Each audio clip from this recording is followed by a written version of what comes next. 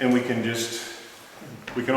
hold this leg like this. We can even hook in like this and apply, so like this.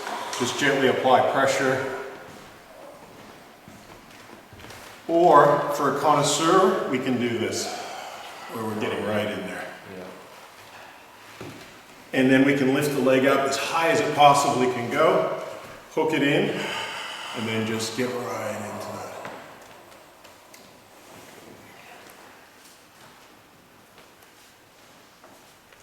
And then find that spot. You can work different bands.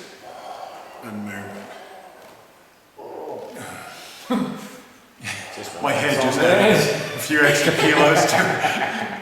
Because I need to, I'm using quite a lot of my body weight and stuff on him because he needs it quite deep. Yeah, and legs are heavy, like I've seen.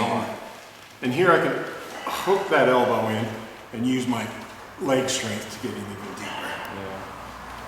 But I don't want to go too hard on him right now because he's not had his toes done. We can also do a twist, and that's done like this. We support the front of the shoulder. We're not going to put too much pressure this way.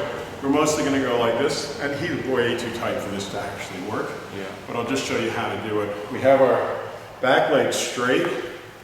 We get him to breathe in. Let him have a couple breaths. And we go like that. Yeah. I don't think anything went, did it?